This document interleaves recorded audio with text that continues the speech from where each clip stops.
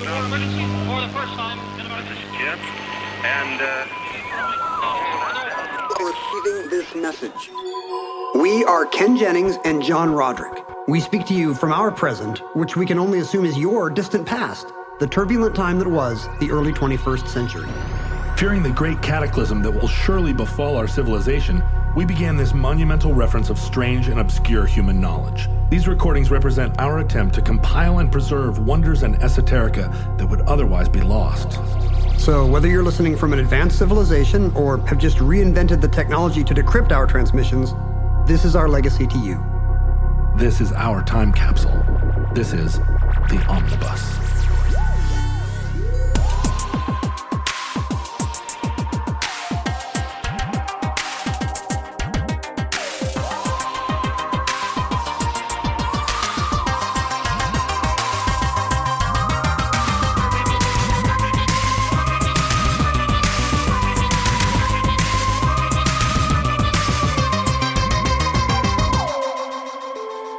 You have accessed entry 033.LV1142, certificate number 36161.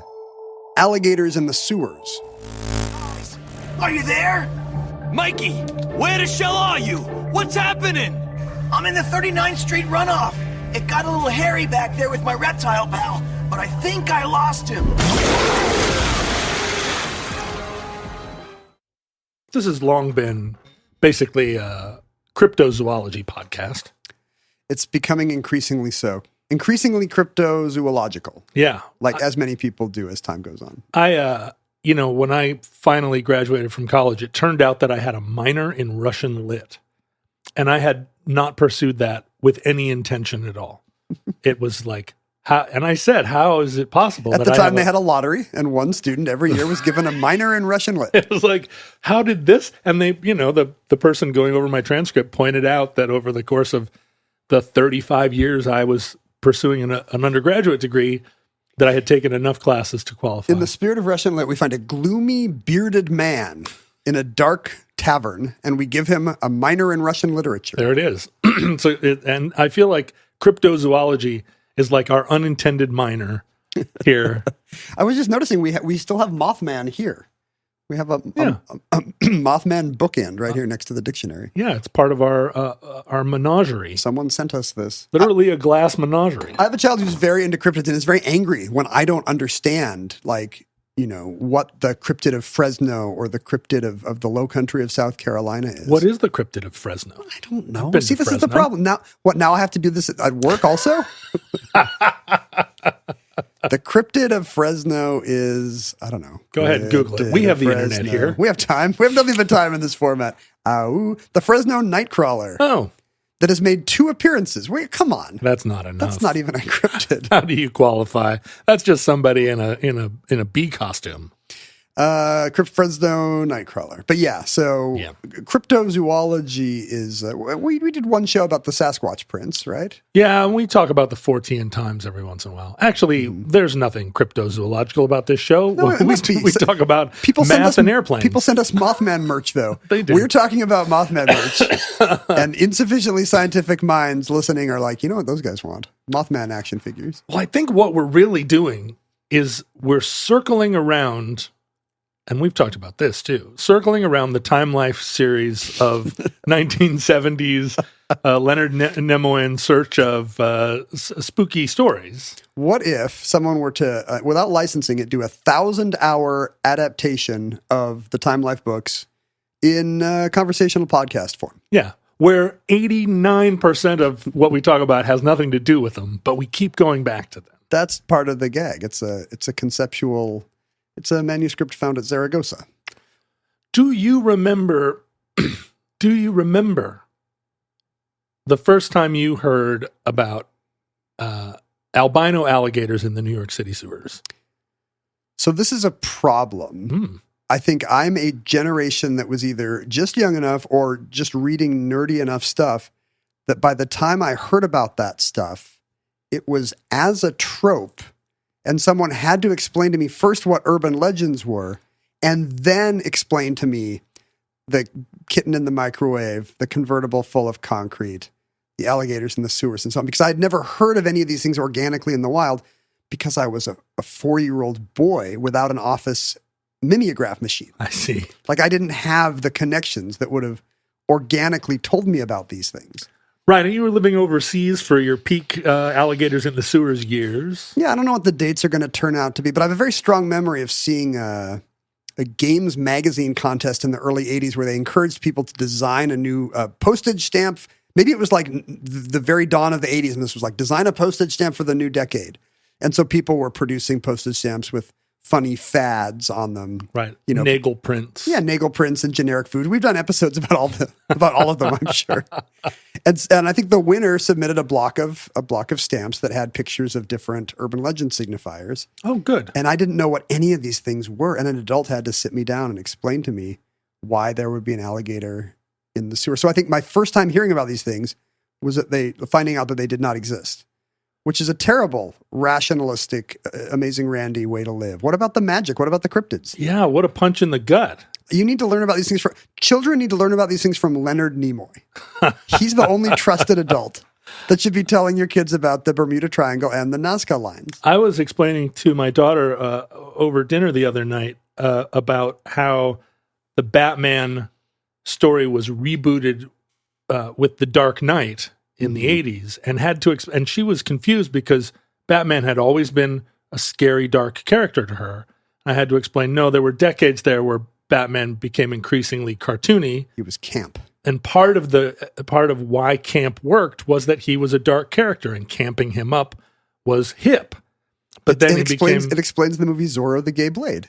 You take a dark masked Avenger, then you camp it up and hijinks ensue. But then flipping it around and then making him really dark and edgy again, exactly, which sparked the whole Marvel Comics universe in film.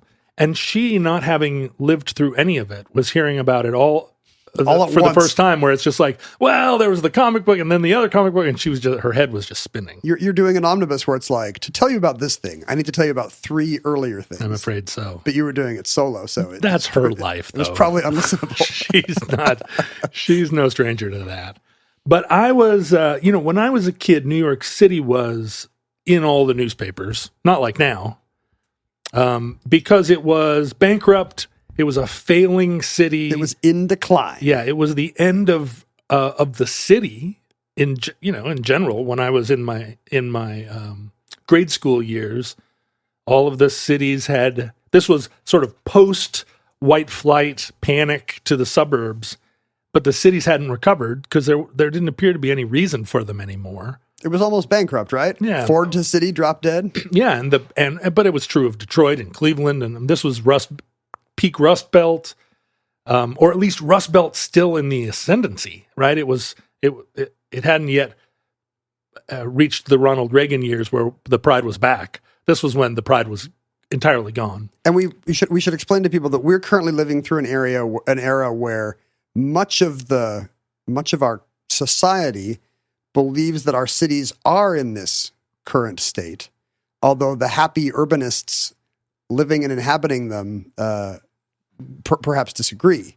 But this was a time when Middle America was right and Midtown Manhattan was a hellhole, right? Well, the Port Authority bus terminal was the ninth circle of hell. Yeah, it was pretty bad. We're going to hear from locals who are like, no, I lived there then, and it was always great. It was like San Francisco today. It's fine. The thing is, you could go downtown then and buy a warehouse and, I don't know, chop up drifters and nobody even noticed. Or become Sonic Youth or Talking Heads. Your warehouse can do either thing. That's right. Or both. Thurston Moore was probably chopping up drifters. At that time, it was, maybe still. Except it's in Western Mass now, which is also in decline. But please don't write me about Western Massachusetts. Ford to Berkshire's drop dead.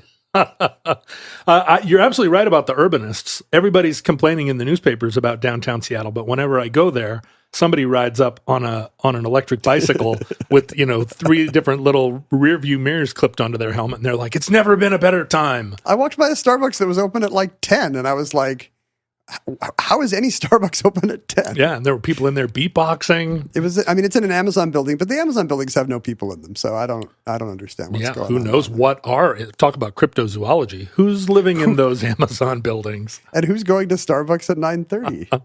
I guess somebody, our friend George told me that they can follow, urbanists can look at cell phone traffic now and see how many people are downtown.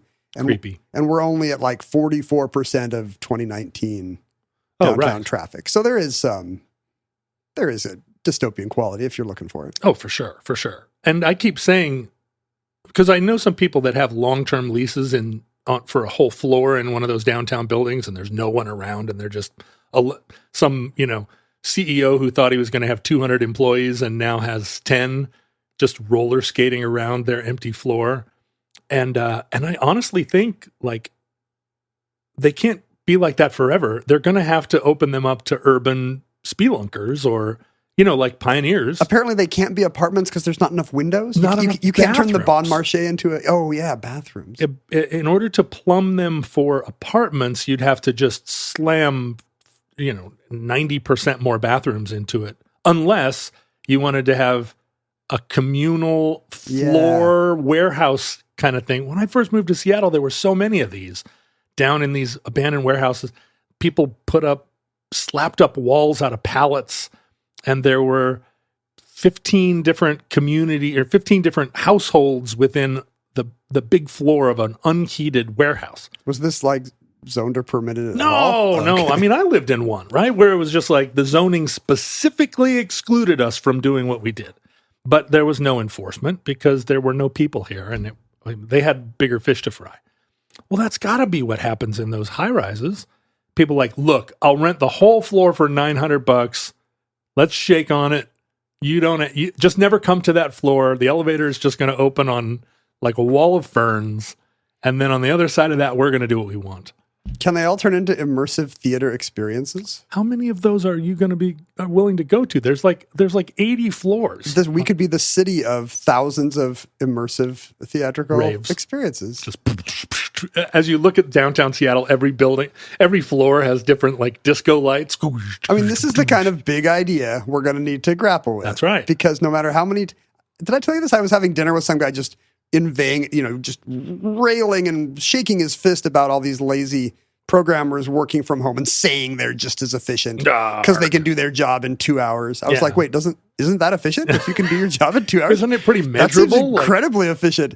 And after hours of him just kind of grumbling about this, I realized he's like a big Seattle commercial real estate developer. Were you on an airplane? How were you trapped with a Seattle real estate developer? Dinner party. Okay. The airplanes that follow you home, I guess. Yeah, I have a regular meeting in one of these buildings that used to just be the hippest place, and now it's almost completely empty. Giant atrium in the middle of the building, like 9-story tall atrium that used to have so many like disruptive meetings happening, people in tight jeans, like really upending the paradigms, and now it's just tumbleweeds. And think of all the paradigms that are going unupended. I know, that's right. All these paradigms are right side up now. But the building owner wants to do no maintenance now. Yeah. They have zero reason to change anything. And, all the pipes are dripping because these buildings were all made out of a particle board. And I just laugh a hearty laugh and then get on my electric bike and go back out to my forested acre. And that's what people were doing in New York in 1978. Wow, you brought it all the way around. No electric bikes at the time, but when I first heard of alligators in the sewers of New York, it seemed completely plausible because New York was being reclaimed by all of our urban fears. The movie Escape from New York. I was just about to say. Obviously, like consolidating all those ideas. What would happen? People thought it was a documentary. Yeah. What would happen if a city became ungovernable? If it were, and we read about it every day, people like hyperventilating about San Francisco and Chicago. Like, what's going to happen when the teenage gangs and the homeless take over these cities? And, meanwhile, the guy on the electric bike's like, never been better. Beep, beep. Zing. But we did, especially out here in the hinterlands in the far west, just picture like, well, what isn't possible in New York? And alligators in the sewers, specifically ones that lived there because they'd been flushed down the toilets. Yeah, they have an origin that can be explained. Yeah. So it must be true. Must be true. People, as you know, are always buying their kids pet baby alligators, and these are hard to take care of. Is that the origin story? That's the origin story, and there's a lot of truth to it. Wait, people are buying their kids pet baby alligators? So back in the 30s and before, when Florida was first opening up as like, this is where everybody wants to go, hackety hack, like invest. We're going to go down to Florida. Buy some acres. Going down to Florida. Going to make a White Castle slab out of India's sacred cow. And that you could buy a baby alligator in a little terrarium for $1.50. And like a snow globe, you could shake it up. Yeah, maybe a little bit bigger than a snow globe. Come on. And the little baby alligator, it's like a little Japanese topiary. Like he'll stay small if you keep him in his terrarium? Well, you want to believe. Because a bonsai you can trim. I don't know if you can just keep hacking limbs off an alligator. I think the idea being like, they take a long time to grow. Won't it be fun to have a little alligator? And then, of course, they don't stop growing. They're not like koi. Right. They can't sense they're in a square terrarium. Yeah, they would keep going. And then once they got to be too big to care for in your New York City apartment, your 300 square foot apartment, the idea was of the legend was that people would flush them down the toilet. Now, if an alligator is too big to care for, right, it's got to be close to too big to flush down a toilet. Well, what's the pipe diameter of your average American toilet? Like if you'd have to get to that alligator very early. If an alligator was about the size of the normal thing you flush down a toilet, that's what I'm picturing. I think you'd be like, yeah, I can still keep that around. Yeah, I've got another few months. And then as it got bigger, there is a certain, we look at things all the time and go, is that big enough to flush down the toilet? It's kind of a standard. This must be you. This might be a you thing. Anything but the metric system, right? Like, is this burrito too big to go down the toilet? Yeah, in its burrito state. But if you put it through you, it might not be. There are a lot of things. If you put it in a blender, maybe you could put it down the toilet. The thing about the human body is it reduces everything to a certain diameter when it comes out. And you just have to make sure the pipes match the sphincter. That's right. Your experience may vary. Right. But your sphincter may vary. So like a lot of urban legends, it did seem like there was a little bit of a disconnect. The flushing down the toilet. But is this an attested thing that you think of, that people were getting pet alligators and having to, this is not part of the legend, this is a thing that actually people did? They had to get rid of these souvenir alligators that they unwisely bought? So in a lot of Margaritaville? A lot of states in the North, let's just call them the civilized states. Jeez. Send your letters to. It's against the law if you live in New York to buy an alligator in Florida and bring it. Well, nearly every state has these exotic pet laws now. Yeah, but you can't have an ocelot in here in beautiful Burien. Well, here in beautiful Burien, I think it would be hard to mail order an ocelot. But you've got your connections. You've got your cocaine hippo people bringing you the Southern Hemisphere's finest. Let's see right now. Can I buy a baby alligator? On what? Where are you? Craigslist? I don't know. Are you on the dark web? I just Googled it. Let's see. You can. This is what I'm going to spend my crypto on. So the first thing that comes up is backwater reptiles, and it says, "Can you buy an alligator?" Here, the first thing is a testimonial. I just want to thank you for my amazing alligator. That's it. Your customer service was fantastic, and it's comforting knowing if I ever have a question, y'all always reply. I'm going to write a children's book called "I Just Want to Thank You for My Amazing Alligator." Here, next quote: "Coolest thing I've ever bought online. A fine, healthy specimen with crystal clear eyes and beautiful coloration. I ordered my baby alligator on a Thursday and received it the following day, alive and healthy." Do you have to have Amazon Prime to get a same-day alligator? Let's see. It's literally from the Amazon. It comes via FedEx. Let's see. It's $169 to buy an alligator. Why? That's considerable inflation over the $1.50 it used to be. Let's do one now. What's a funny address to send an alligator to? What a way to dock somebody. Don't send them a cheese pizza. Send them an alligator. Please do not send Omnibus a baby alligator. You need to order gator I only food check that pellets. P.O. box like 2 times a month. 1 pound of gator food pellets is $12.99. It's good for several weeks of feeding. So, wait. Okay, so here. We do not ship alligators to List of states. Alabama. Okay, so there Wow. it throws away the whole north versus south thing. Good. Arizona, California, Colorado, Connecticut, Delaware, Florida, Georgia, Hawaii, Illinois, Indiana, Iowa, Kentucky, Louisiana, Maine, Maryland, Mississippi, Nevada, New Jersey, New York, North Carolina, Ohio, Oklahoma, South Carolina, Tennessee, Texas, Utah, Vermont, or Virginia That was like 34 states. without a proper license. You'll notice that Washington is not on that list. Woo! So if we wanted to get a baby alligator to go with Essoit but actually keep it here. Right. You don't want to put him in Essoit's enclosure. So you still can buy a baby alligator. And what we don't read here are any of the follow-up comments from people like 4 years later, this alligator is 5 feet long. What do they want to do with it? What are they picturing? I think Do they have a water feature? Like they want an alligator in their koi pond? Yeah. I mean, some of them have little reptile zoos at the side of the highway, right? Yeah, but I don't think there's enough of those in the world to, like, for instance, Alaska. You're perfectly able to buy one in Alaska. It's going to have to live inside. The number of days where Alaska is between 70 and 80 degrees in the summer is a measurable number of days. Alligators like it when water is a liquid. Right.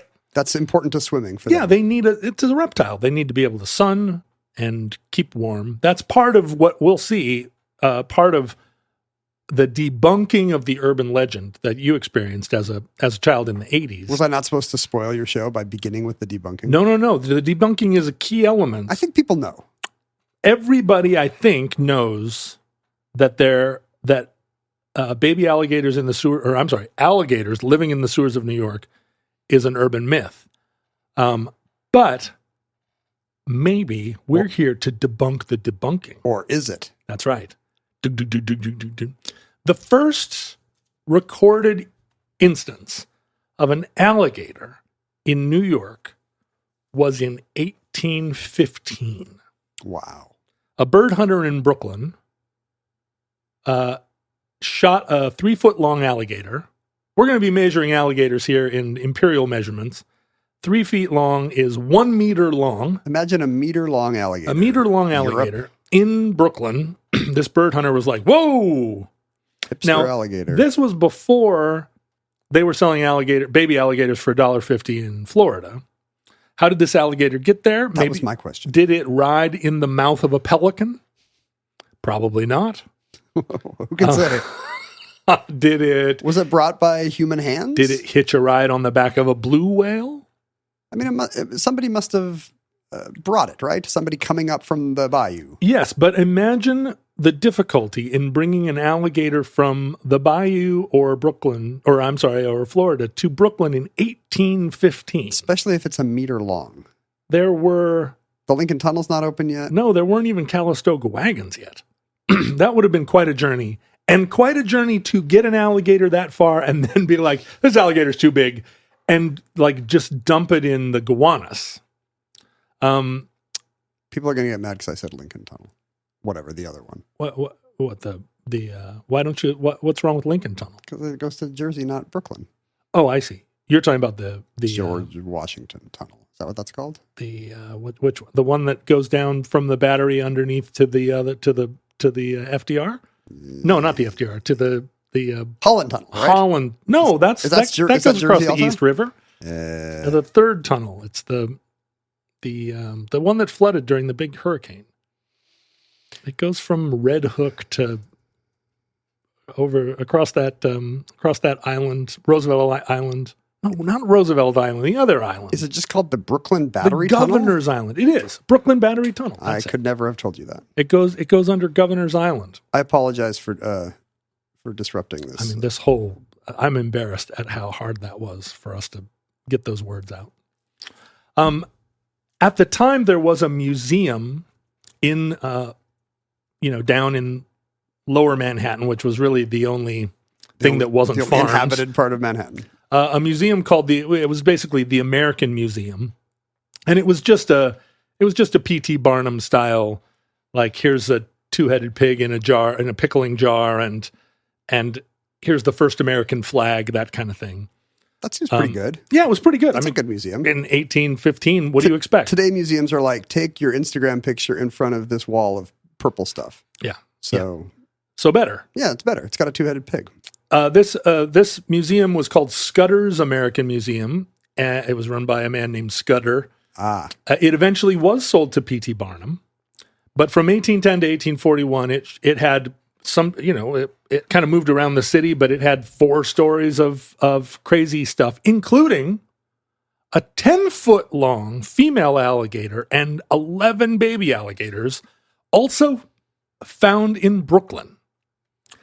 Now, in the 1830s. So the museum's not the source of these. The museum is their new home. Well, I mean, and they're dead. They're taxidermied. Right.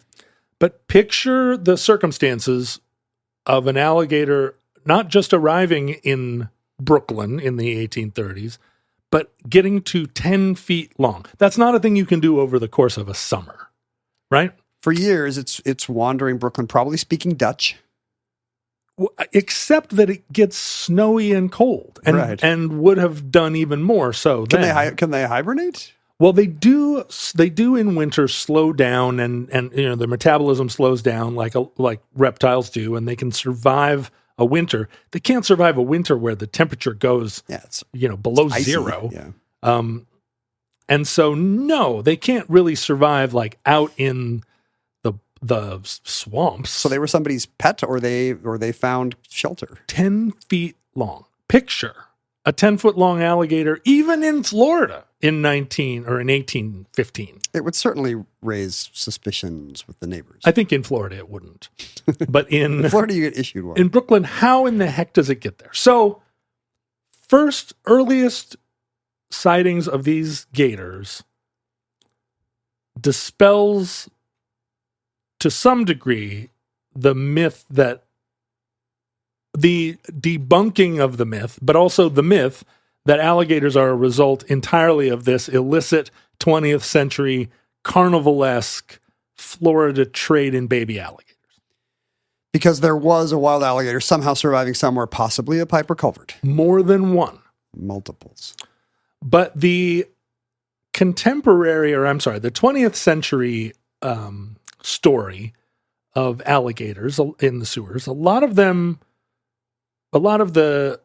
debunking articles that came out when you were a kid focused on the idea that the first proper alligator sighting in New York happened in the 1930s.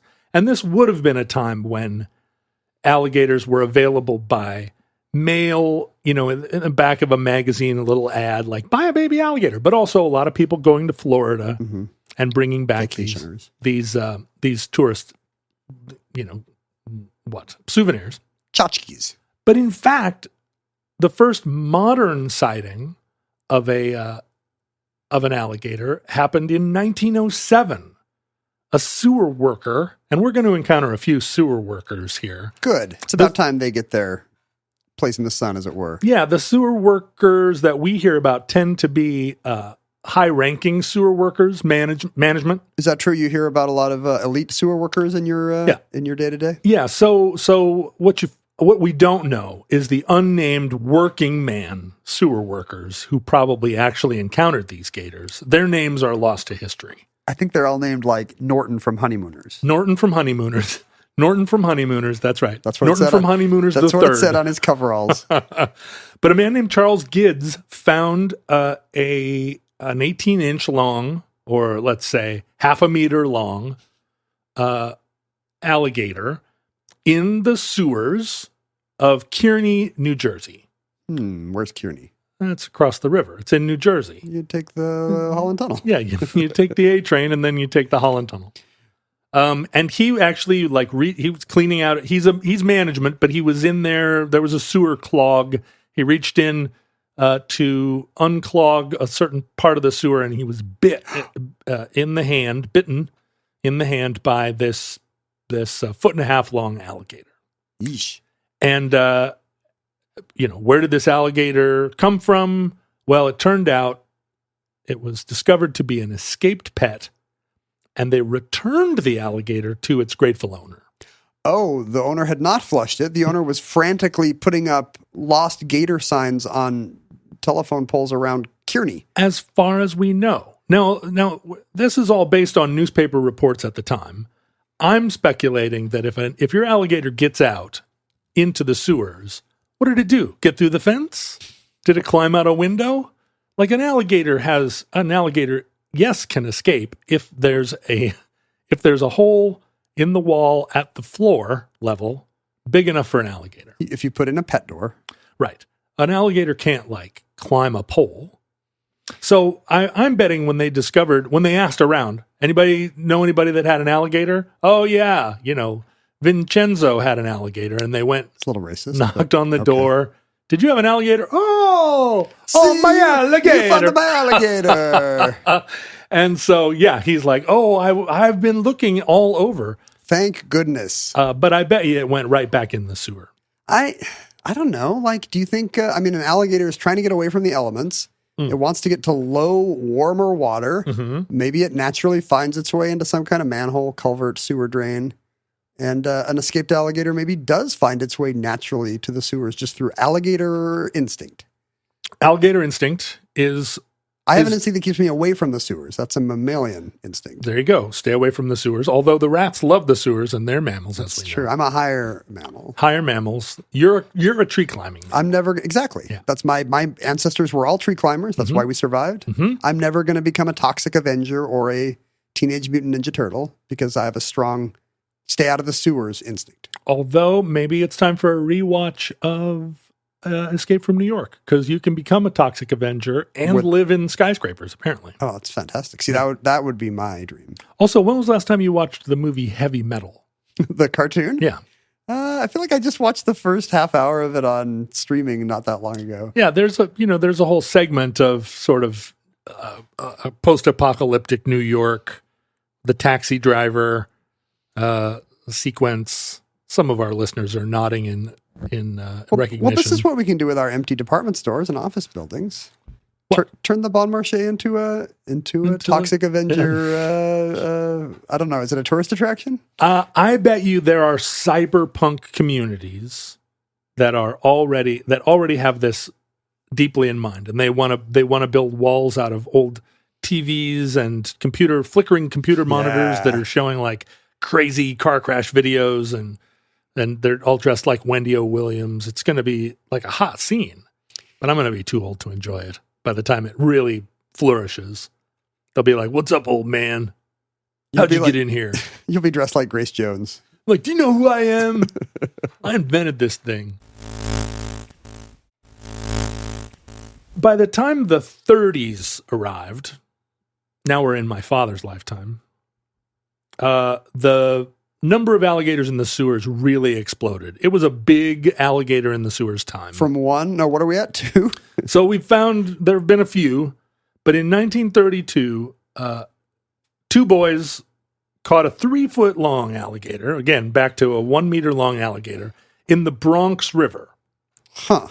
And they lassoed it. And it turned out... Kids were tougher back then, right? They were. Imagine these Zoomer snowflakes. Yeah. These kids hadn't been home in a week. These kids today wouldn't be lassoing alligators. They're not even going to the Bronx River. What was the last kid you ever heard of down on the banks of the Bronx River? I mean, I guess we're not reading the Bronx newspapers, but... Those kids would be too triggered to lasso an alligator in the Bronx River. Apparently, this alligator also...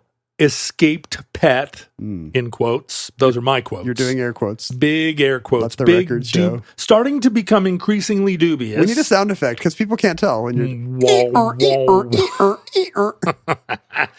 And then I think one of the most famous alligator sightings in 1935, in February of 1935.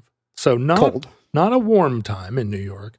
Two teenagers were out shoveling snow in East Harlem, an area that we now call Spanish Harlem, or maybe they don't even call it Spanish Harlem. Yeah, I kind of wonder. When I lived there, they called it Spanish Harlem, and it truly was, well, there were no Spanish people there, but it was Puerto Rican Harlem.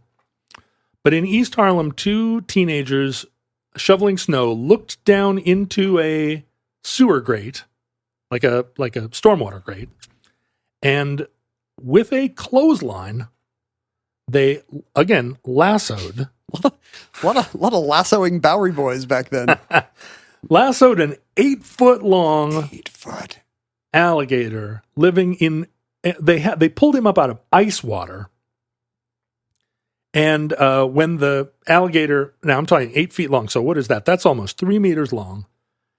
When the alligator started to, even in his semi-frozen state, started to thrash around and threaten them and want to kill him. I would not lasso anything that big. They beat it to death with their snow shovels. It was a simpler time.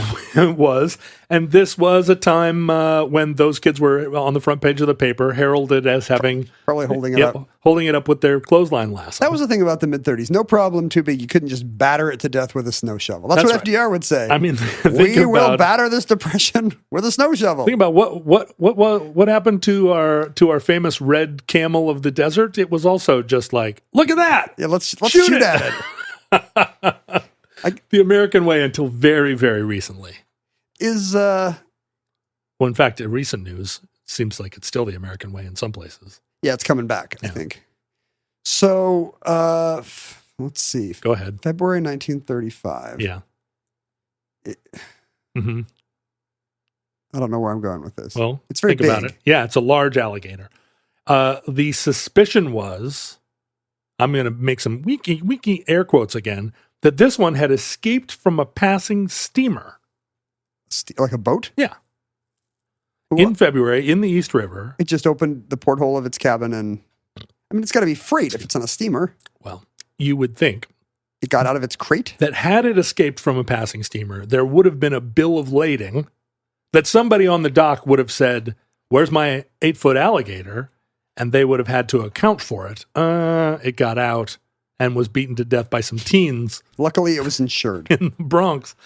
So because the newspaper article did not, it sort of said, scare quotes, escaped from a passing steamer, but no follow-up on and it belonged to, Mrs. Vanderbilt, and it was destined for her indoor swimming pool. I think a lot of old-timey journalism stuff was just made up.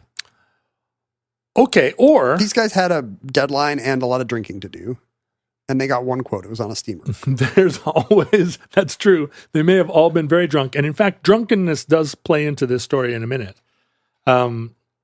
There always seems to be a convenient explanation for why these alligators are not actually living in the sewers.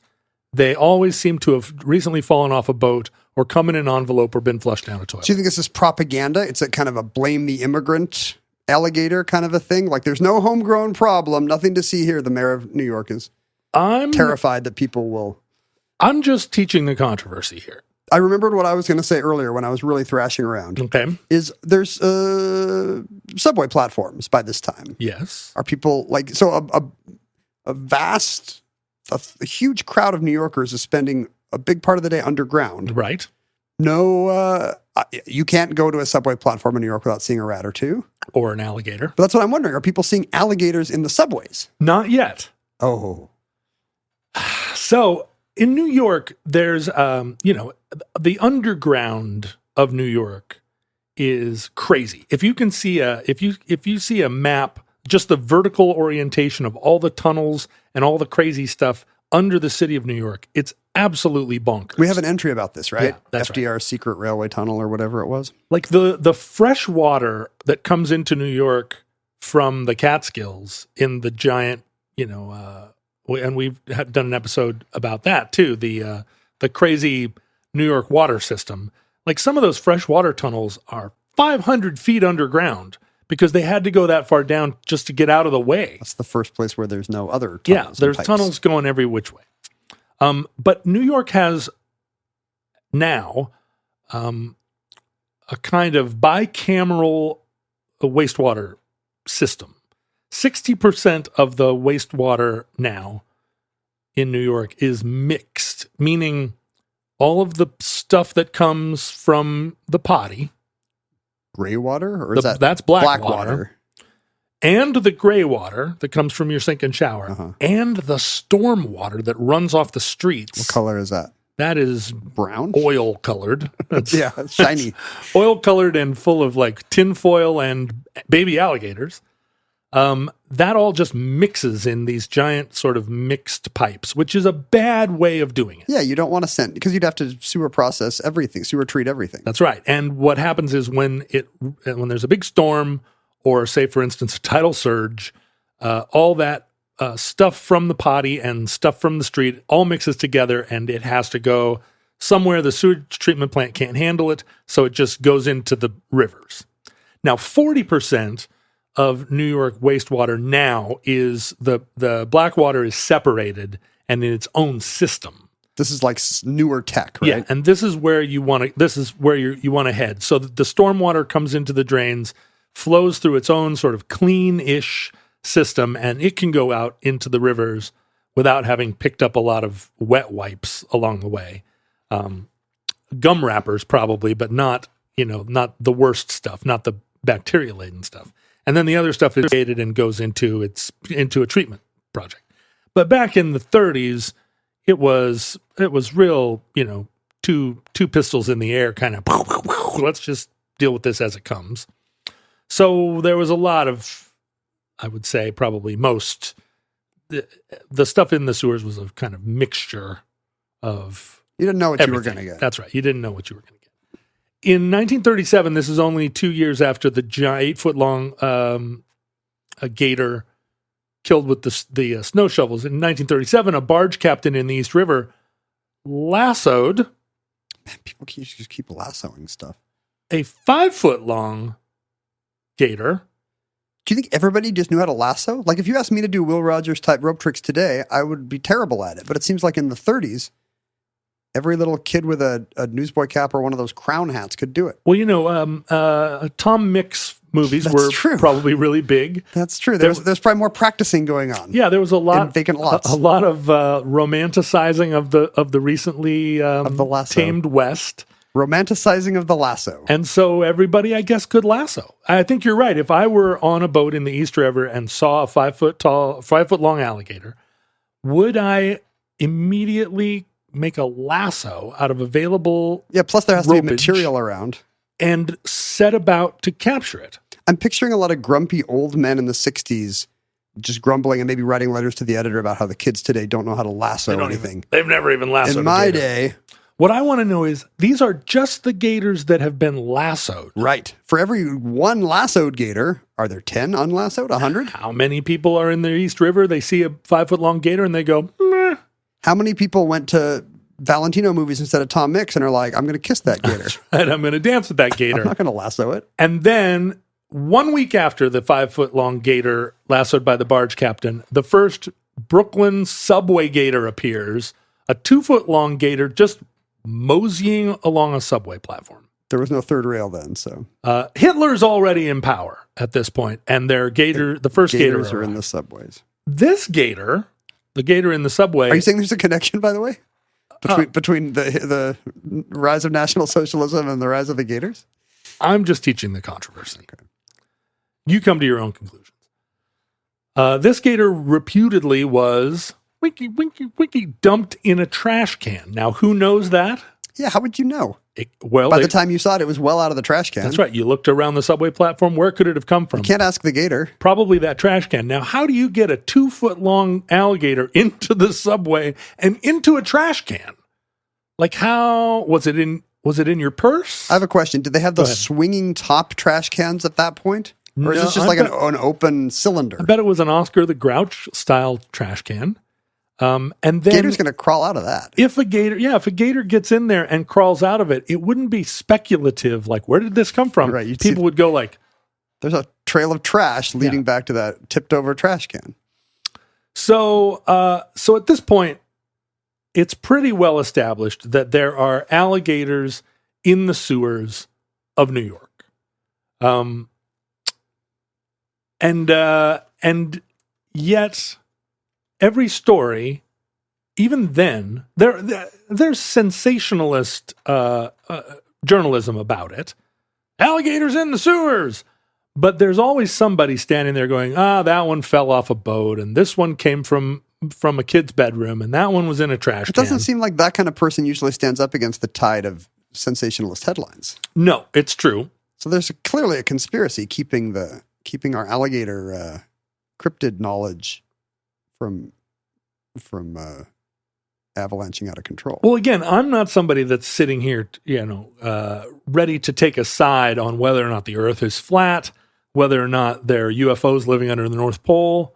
I tend to be fairly agnostic about this stuff. I'm just saying. Am I right? I'm just saying. Who benefits? Who benefits from this? That's right. From alligator suppression. So during this period, the mid-century period, there is a pretty famous sewer official by the name of Teddy May. Teddy May is a kind of legendary New York City sewer commissioner. Colorful, speaks with a real downtown brogue, says "use." Bugs Bunny accent. Yeah. And he, doubting that there are alligators in the sewers, feels like maybe the sewer workers under his charge are getting drunk during the day, and he goes down into the sewers convinced that there are not alligators in what he describes as his sewers. But he goes down into the sewers searching for alligators, and in fact finds what he describes as a community of small-ish, 3-foot-long alligators. At least he's honest. He's not covering it up. He then sets about to eliminate the alligators with a lasso. He sets about to make a lasso from nearby materials. He sends he tries to poison the alligators. He sends some hunters down with 22s to dispatch the alligators. And are there a lot of sewers you can walk in? Yeah. Oh yeah. In movies, you've always got the little sidewalks on the side and the trench in the middle. Yeah, that's right. I mean, the storm drains, connect to big central sewers. And I think even the storm drains you can climb down in. I mean, maybe you wouldn't want to, but particularly if they're full of alligators. If I'm Jean Valjean fleeing a barricade, I'm going to take my chances with alligators. Yeah, exactly. I think when the heavy rains come, those things have to be pretty big to account for all that water. That's why they're big, because you'll be underwater if you're Teddy May walking around in them. Yeah, and a lot of the maintenance guys have to get down there, and this was before you could send a robot dog. So he declares the sewers are free of alligators. This all comes out in a short chapter in a book called The World Beneath the City, which was published in 1959, and it's kind of the first sweeping description and account of all of the different tunnels, and it's it's a kind of a seminal book about how New York is built. And there's a short chapter about alligators in the sewers. Even then, kind of trying to get to the bottom of it, Teddy May is quoted extensively in that chapter, claims to have eliminated all the alligators in the sewers. I don't see how he did. He found a few and got rid of them. Now, this is where the sort of the new color on it, which is to say a lack of color, the idea that the alligators in the sewers are albino and blind. Yeah, I don't know if that doesn't seem big part of the myth in my mind. That they're albino? I guess there is a movie called Albino Alligator. All right. Go on. I don't know. I think that's Kevin Spacey, so we don't talk about it anymore. Albino alligator. It's directed by Kevin Spacey, even worse. Oh, wow. Crazy. So this is part of the thing that the alligators down there are like cave fish. They've evolved away from the need to see things. Yeah, the problem is that albinism is not a thing that you get from being in the dark. Indoors, or I would be even lighter than I am. Yeah, it's not a trait that you get zapped with. And presumably it would take hundreds or thousands of years of evolution for cave fish to lose their sight or pigment. That's right. So, and there just haven't been New York sewers long enough for that kind of evolution to happen. But this albino alligator thing happens at a time when I guess your average man on the street does not understand albinism or that it's a genetic thing and not an acquired trait. I bet you'd have to go through 50 things they don't understand to even get to That's right. the thing about understanding albino genetics. But when I first heard the story, I was told that they were all white alligators, either blind or with pink eyes, living underground. Now, you and I have actually seen an albino alligator. We have? Yes, because we did a live omnibus recording at the California Academy of Sciences, and they have a very large albino alligator living in a huge kind of tank environment. My kids got boa constrictors lowered onto them at that museum. My daughter still remembers going to the earthquake simulator, which is just you walk into a house and then they shake it with it's a bunch of teenagers. Yeah, and she was very impressed by the experience. I remember their big rainforest thing. It's like you're in a big globe or something, and they have an albino alligator, huh? Yeah, it's sort of like the Amazon spheres, right, except with an albino alligator. Jeff Bezos can't afford an albino alligator. I bet he can, and I bet he has one, but he just doesn't keeps it off display. Yeah, he doesn't show it off. He sicks it on burglars. Now there is a version of this story that all of this stuff is there's the compatible with Marxism version of this story is that a lot of these alligators are part of a rich person's menagerie of creatures that someone like Jeff Bezos is out capturing gibbons and Komodo dragons. And there's Park Avenue penthouses full of jaguars. Full of these things. And there's some truth to that legend. The whole idea of a Central Park Zoo came as a result of the Vanderbilts and the J.P. Morgans saying, like, I brought this lion back from Africa, but now it's too big. I tire of my lion. And so they all ended up in Central Park because at the time, hey, I got all the birds of Shakespeare's plays. Where should I put them? Central Park. And then quickly it became a zoo. And did you hear about the owl that just escaped, the European? Everyone loves that owl, That's right? such a wonderful owl. It's got so many people following it around that they're disrupting its day and it can't feed. So they're asking people to stay a few trees away. Yeah, they were reporting on the location of the owl, and then it became like they were menacing the owl. So now they're not. But the owl seems to be doing fine. They were worried it didn't even know how to fly. It had been in captivity its whole life. And at first it was like, wow, couldn't fly. It was like the greatest American hero. And then it figured it out, and now it's out killing rats. And believe it or not, it's walking on air. It is. That's crazy. Of course, it's going to eat a rat that died from poison, and that's going to be the end of that story. But was it going to displace a bunch of native species? We're very anti-invasive species on Omnibus. Why are we giving this owl a pass? Well, I guess two reasons. This owl does not constitute a breeding population, given that it is one owl. And owls can't do parthenogenesis or something. They can't sprout owlets out of its talons.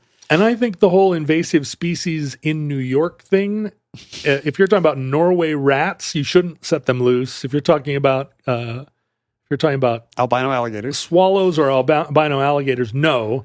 But one escaped owl, I think, bring it.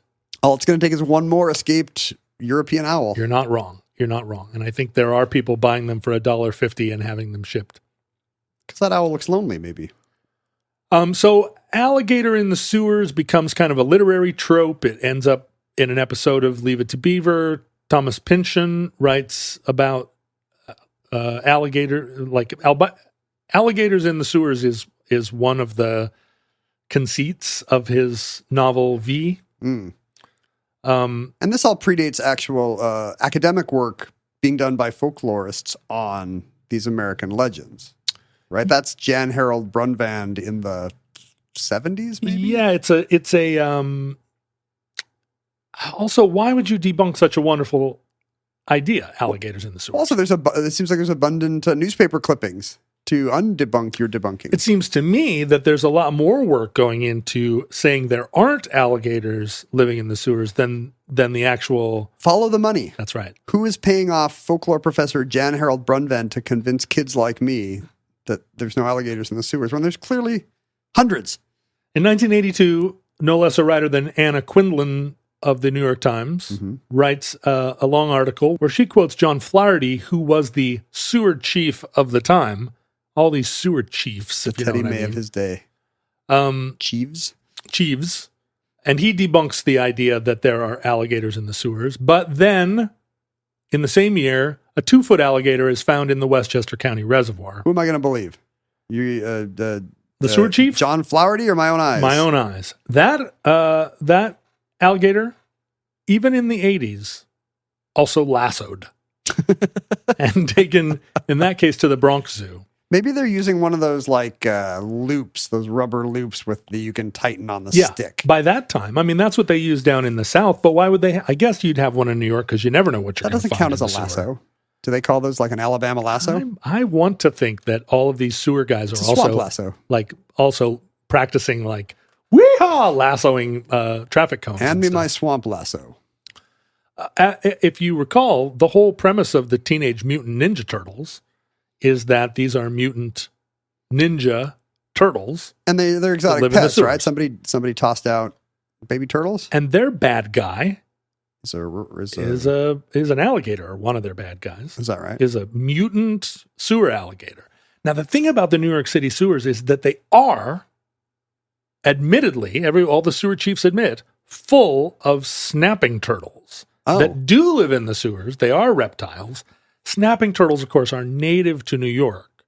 And so the giant snapping turtles, they're not only native to New York, they are the New York state animal. Hey, forget about it. Hey, I'm swimming here. So there are, the New York sewers are capable of supporting a flourishing population of snapping turtles. Large reptiles. So everybody... if they're confessing to that, maybe alligators are just, maybe it is an occasional interloper. Yeah, nobody wants to talk about. There's no endemic population. Because they're like, the turtles, Yeah. I mean, I would be just as horrified to find a large turtle trying to bite me in a sewer. Yeah. Well, a snapping turtle's a gnarly thing. Yeah. Yeah. Yeah, right.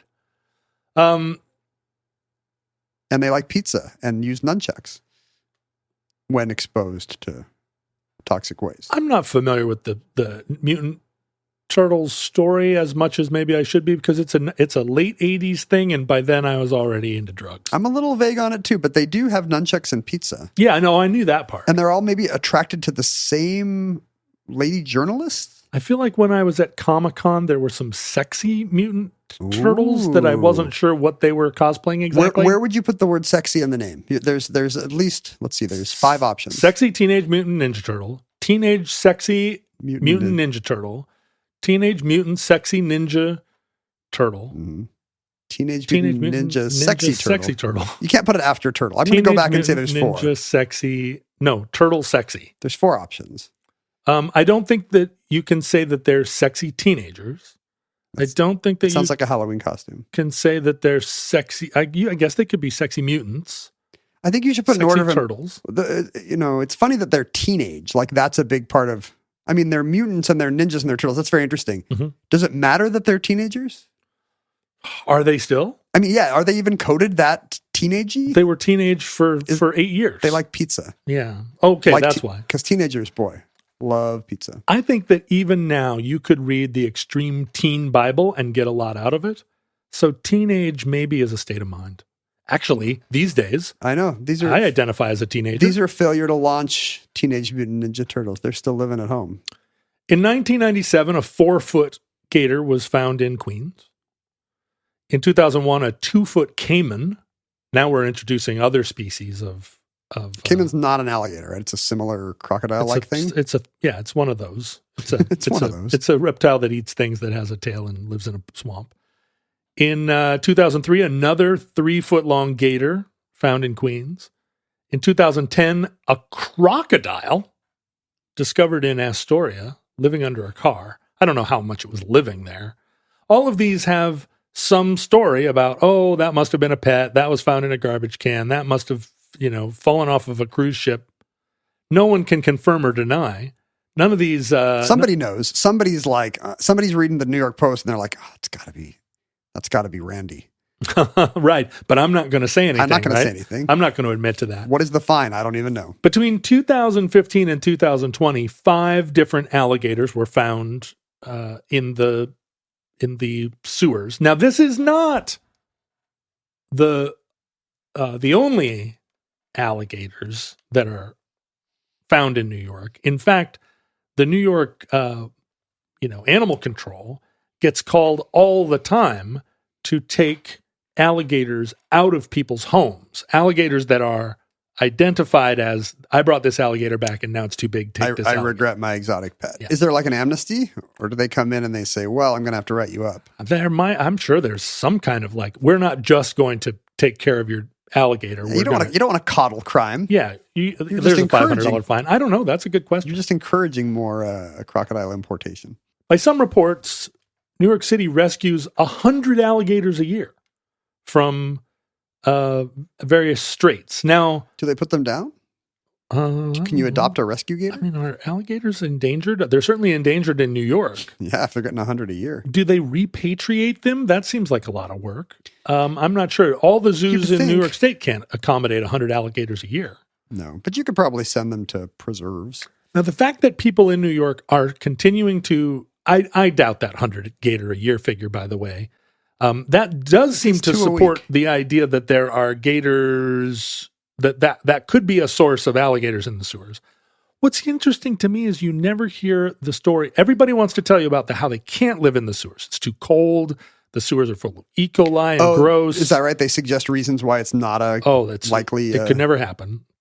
Although, there's over 100 miles of steam tunnels in New York, pumping hot steam all around, and I bet they're alligators having a schwitz. Maybe they're not living in the steam tunnels, but the steam tunnels are adjacent to other underground places where alligators could be basking throughout the year. Plus, even in cold weather, you don't have to go down too deep, and it's not that cold, right? But what you would think is, if alligators were in the sewers and dying every year, that we would be discovering dead alligators. That's true. There's something over there. What is it? It's a dead alligator. No, there's something even bigger down there eating the dead alligators or eating the alligators before they get to old age. Like all these lassoers, it's much easier to lasso a dead alligator. And yet there's never newspaper stories about finding alligator corpses, all these 3-foot alligators that were living in the sewers and can't survive the winter. It's easy to lasso a dead alligator is a really good kind of folksy aphorism you're trying out there. Yeah, lasso a dead alligator. As my papa used to say, it's easy to lasso a dead alligator. Yeah, it sounds like a Dan Ratherism. That's right. He used to end every newscast by saying, it's easy to lasso a dead alligator. Good night. The Manhattan Borough historian, a man by the name of Michael Missioni, he has declared February 9th, Alligators in the Sewer Day in New York City. Is this kind of a winky way to keep it seem like it doesn't exist, or are they now embracing the branding? Well, which is it? Does it exist? Does it not exist and it's funny? Or does it really exist and we're trying to make a mockery of it to conceal that it doesn't exist? It's a false flag, maybe. Schrodinger's gator. I guess you can sell some T-shirts while you're doing it. It's a revenue source for the city while you're... They do sell hilarious T-shirts. At one point, old John Flaherty, the sewer chief, went down in the sewers wearing an Izod shirt, and he said, "The only alligators down here are on my shirt." And everyone went, lol. But that doesn't account for the 50 alligators I mentioned that were found down in the sewers after he was down there. One might think that by declaring February 9th the Alligators in the Sewers Day in New York, and there's public art, there are little alligators popping up out of sewer grates as a kind of way of New Yorkers tongue-in-cheeking. But because New Yorkers famously not impressed by anything, so it would be very on brand for them to be like, yeah, of course we got alligators, we got the best alligators. Yeah, and that's the other thing about New Yorkers, famously have a great sense of humor about themselves and their city and their sports teams. In February of this year, a 4-foot alligator was discovered in Prospect Park in Brooklyn. Was it discovered on Alligator Awareness Day or whatever it's called? Well, no, that would have been, 2 weeks prior. There was alligators in the Sewer Day, and then 2 weeks later, a 4-foot gator in Prospect Park. Now, again, in modern times, I ask you, how does an alligator grow to be 4 feet long? That's 1.33 meters. That's as long. That's not quite as long as this epic antique table that we record at. It's as tall as you. No, you're taller than 4.5 feet. Yeah, a lot of people think I'm 4.5 feet tall. In fact, I'm 4 3/4 feet tall. It's the size of a preteen. Mm-hmm. Let's say a preteen, right? An 11-year-old. How does I know exactly how long it takes to grow an 11-year-old. It takes 11 years. You got to feed it a ton. Now, maybe gators grow faster, but I don't think they grow that much faster, especially if you bought it in a fishbowl. Let's game this out. They're not flushing it. Nope. But you could realize this is now getting ungainly. Yeah. You take it in whatever crate or thing you're keeping it in. But if you live in an apartment, again, how big is ungainly? I was in a college apartment where my crazy roommates, one of whom owned a cockatoo, decided that they wanted a big koi pond in the living room. And they bought kind of a little above ground pool, which was maybe not supposed to go in a living room. Okay. And hooked it up to a water recirculating waterfall thing. Because they were a nerd. And we had koi in the living room. Now I can imagine somebody in Prospect Park buying what should be an outdoor water feature, lugging it home, and having in their living room a fun alligator. Except you'd have to put a lid on it because the alligator, would climb out of it onto the couch at night while you were sleeping. Are alligators tameable enough that you could have an alligator just sauntering around your apartment? I'm going to say no. You'd think no. No. I mean, I follow an Instagram account where somebody has a dwarf puma living in their house, and the puma seems nice, but I wouldn't put my head in its mouth. And I don't think an alligator seems nice at all. Is this a cultural thing? Do I need to imagine a certain... Somebody from the Dominican Republic is like, we all have alligators. Of course. Yeah, exactly. No, I don't think so. I'm from Bangladesh. Of course we have an alligator. I think no. And I think if you were in Bangladesh, you wouldn't have an alligator at all. It might be a crocodile. Right, that's true. Maybe that's where the caiman came from. It came in through the bathroom window. There it is. And that concludes Alligators in the Sewers. Entry 033.LV1142. Certificate number 36161. In the omnibus. Now, futurelings, we live in a time of great urban alligator denial, but also social media, which you'd think would be the thing that would blow the lid off this whole alligator conspiracy, right? I'm waiting for Alligators in a Sewers Instagram account. We've all got cameras at all times. Why is there not? I guess we're not down there. Confirm or deny? If they were on the subway platform, we would see video. We know they're not on the subways. I watched Pizza Rat over and over for weeks. Where's Pizzagator? Pizzagator is someone who believes in Pizzagate.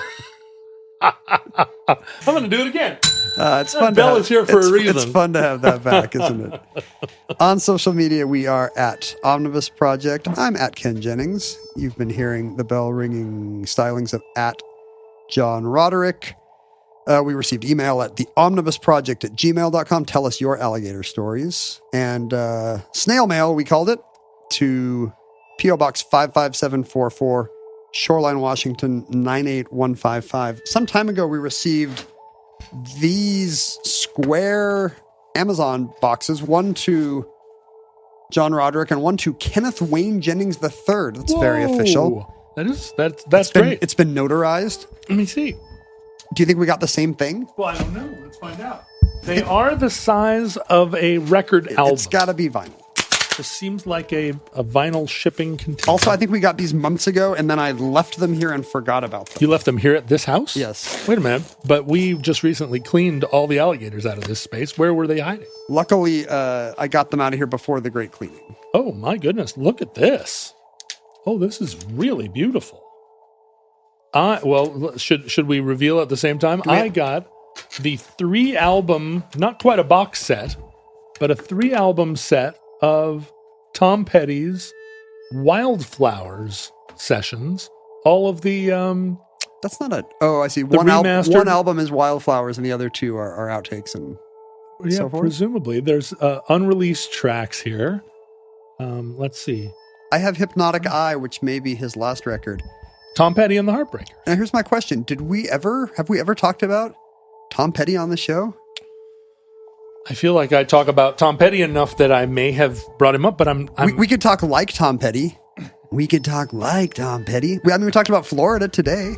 right? We talked about gators escaping to the north. That's kind of what Tom Petty did. I can tell a lot of great stories I've heard about Tom Petty over the years because I'm a Tom Petty fan. Is he a nice guy?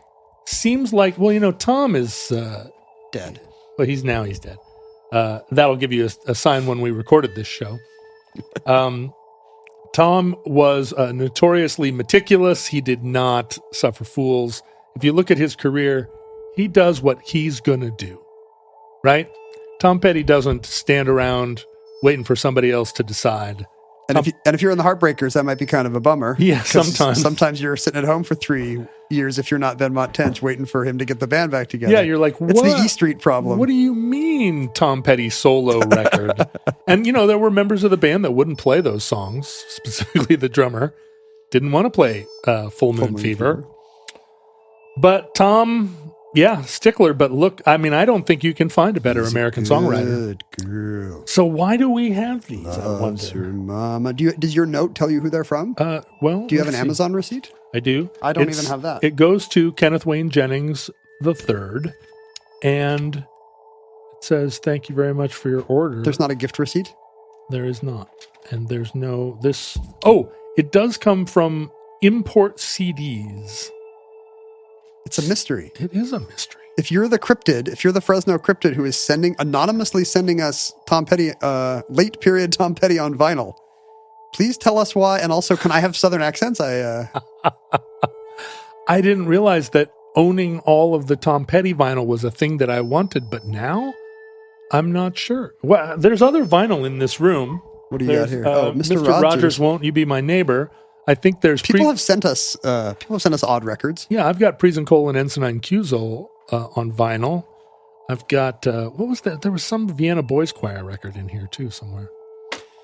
Mindy was at a local salvage yard the other day, and as I was telling you, and was transfixed by all the free vinyl she could get, and so she came home clutching a sheaf of Mary Poppins and Camelot soundtrack albums. Julie Andrews, I guess she's only getting Julie Andrews. That's her collectability thing. We do not own a record player, so I don't know what her plan is necessarily. I have a couple of record players. Maybe I'll gift you one. Ooh! But you're also going to need a receiver and speakers and all that. And I don't know if I can set you up with a whole system. And I'm going to need the patience to listen to a bunch of Julie Andrews recordings from the early '60s. Also, you guys are fancy, so you're going to want a higher quality. This can be a little fetish item for you. Like, bought a Macintosh amplifier. It only costs $15,000, but look, the tubes glow. I've got 10 years worth of phonograph needles in my little kit here that I bought from a guy in Williamsburg. 3 Julie Andrews records. I love that this is one of your first encounters with junkyards in rural places where they're half junkyard, half swap meet. Mindy literally asked, how much does this cost? And the old lady's like, "Hun, it's called take it or leave it. Take it or leave it." Every junkyard used to be like that. That's where I got all my pots and pans when I was in college. That's where kids learned to lasso. Mm-hmm. They were lassoing rats and possibly voles. Here's some other mail. A postcard from Karen in North Dakota. Wait, didn't we already get one of these? Did I already read this? Recommending we go to the International...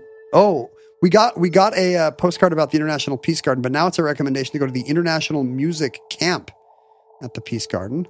Huh. And maybe then drive 40 miles south to get to the geographical center of North America. Have you ever been there? That seems like a thing that... Oh, except you're not a road tripper. I've seen pictures of it, but North Dakota is one of the states I'm missing. Yeah. One of the now 9 states. That's one of those things where they say International Peace Garden, but it's really just Winnipeg is like the international component. Although Winnipeg, great music city. Also, isn't the geographic center moving if ice melts? I mean... Oh, the geographic center. Right, the population center obviously creeps. But I'm just saying, like a lot of that math must include perma-ice places at Greenland and Canadian islands. Well, as more of the Mississippi Delta sinks, that's also going to change the equation, right? Although you could probably walk 3 feet and... I guess if you're losing what was counted as dry land up north, the center is going to move south. But if you're North Dakota may soon lose its geographic center to their hated enemies. If you're also losing land to the Florida and New Orleans not at the same subsidence... rate. Not at the same rate, Shirley. Stop calling me Shirley. You don't know about subsidence, and don't call me Shirley. We also have a new copy of Lay of the Land magazine. Let's see what the Center for Land Use Interpretation is talking about now. I thought you were going to say, let's see the centerfold at this. Yeah, here we go. Oh, it's a sexy reservoir. No, it's a map of major pumped storage sites in the USA. Pumped storage. Our closest one, John Keys in eastern Washington. What is pumped there? I'm going to assume it's water. I'm going to assume it's one of those Oh, I see what you're saying. hydroelectric Reservoirs. We're trying to capture all the snow melt from the 35 feet of snow at Lake Tahoe this year, so that in the summer, They're Los currently Angeles digging a second Lake Tahoe, identical to the first one, and right next to it, but without Fredo. Yeah, so people in the Central Valley can take baths in August. We got invited to the Polson Bogenschutz wedding in Fishers, Indiana on the 20th of May. The Polken Bowls and Shots wedding. Yeah, exactly. That's what I said. Huh? And we could even RSVP or steal their stamp. Let's regretfully decline and send our good wishes. Are people doing this thinking we're going to send a blender? Oh, that's a good question. We're not going to send a blender, right? I mean, we're just going to forget. There's a terrible thing. Somebody asked me to do the simplest of all asks, which is, will you send something to my boyfriend who loves your show? As long as it's not a video, I will always do it. And I was like, oh yeah, I should do that. And I had the return envelope, and I was like, I would walk past it and go like, oh right, I'm going to send that guy a thing. And then I'm sure he grew old and died. Does he listen to Omnibus? This could constitute his greeting. Hello, whatever your name was. Happy birthday and congratulations on your anniversary. And I'll send you that thing as soon as I find the envelope that your beloved wife, fiance, girlfriend, sister sent me months ago. If that answers your description, you might have gotten rid of 100 requests right there. You know, I'm going vague enough. I'm going to be in Israel in the first half of May, so I would not be able to go to the Schultz-Bergenheim wedding. You have an alibi. Yeah. You're finally making that ancestral trip. There it is. It's all been paid for by the Israeli government. I'm going to go work on a kibbutz. The other thing, I don't know if I have an alibi on May 20th, but I'm still going to regretfully decline. 24th, but yes. I don't know where Fisher's is. What? You'll be somewhere. I thought it was on the 24th. I think it said the 20th, but I don't know. Did I read I'll it be wrong? even more in. You'll be in and I should deeper. have said Israel, Palestine, Beirut, Jordan. No, I can't find the date. Lebanon. Oh, we were supposed to RSVP last week. Oops. Yeesh. And this episode doesn't come out until after their wedding, right? Or no, we're this, cut. This will come out 2 weeks in advance. Please, if you're appalled that we're not sending a gift to the Polson Bogenschutzes, why don't you look them up online and find out where they're registered? Oh, here I'll tell you. Don't crash their wedding, but go to gift. Target, Williams Sonoma, Crate and Barrel, Amazon, or the Knot. You just have to figure out how to spell Polson and or Bogenschutz. And you can send them a gift and include us on the thank you. Say it from us. Say it's from us.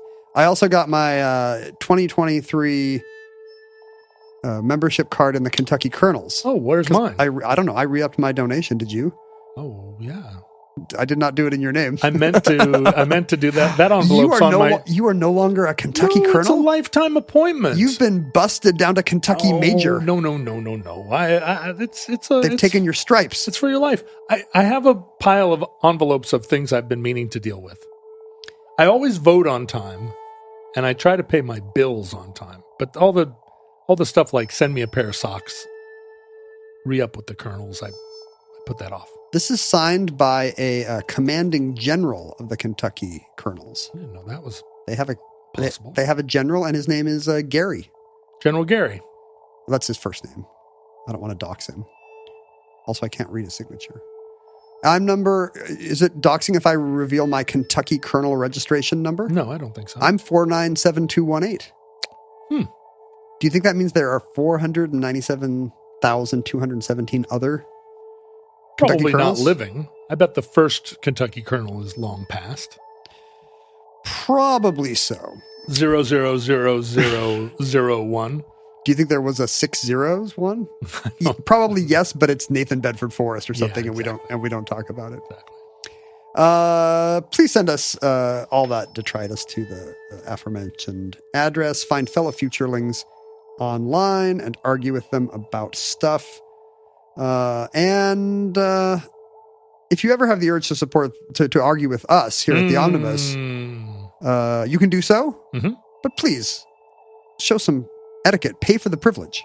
Yeah. Support the show at patreon.com/omnibus project and then send us hate mail. Or love mail. Yeah, or both. Love mail. Yeah, love mail. You only send me... That's my favorite MTV show of the 90s. You only send me love mail now. Do I get hate mail that you just don't send me? Or people are like, John is such a jerk off. We got joint hate mail, but maybe I'll save it for the... well, you've already heard it. I have saved it for the previous Addenda show. Oh, yeah. The Addenda show that you've already heard. If you're a Patreon subscriber. That is Patreon-based hate mail. It does have some hate mail. Not typically. Not super hate. No. But this one was very angry. There was a swear in it. What's wonderful about subscribing to the Patreon is you get to listen to our Addenda episodes. Of which there are now a backlog of 40? 40 Is that Addenda episodes where we 30? Where we get mail from our listeners, some of whom are real experts on the topics, some of whom are just cranky cranks, and some of them are like stoned hippie love children. And we can't always tell which is which. Yeah. You should have to tell us at the start of the email, hey, I don't know anything about this. I'm a huge crackpot. And then proceed. As Ken told me earlier today, he runs the show, and I just get to sit here lolling back in my mid-century easy chair and adding color while Ken reads the letter. We should alternate months. You should have to run the mail in February, April, June, August, October, and December. You know what that would produce. I'd be like, oh, it's around here somewhere. You'd be clenching your fists. Grr. This is why the Poulsen Bogenschutzes are never going to get a gift. Futurelings, from our vantage point in your distant past, we have no idea how long our civilization survived. We hope and pray that the catastrophe we fear may never come. But if the worst comes soon, this recording, like all our recordings, may have been our final word. But if Providence allows, we wish you many goods and cheese and hope to be back with you soon for another entry in the Omnibus.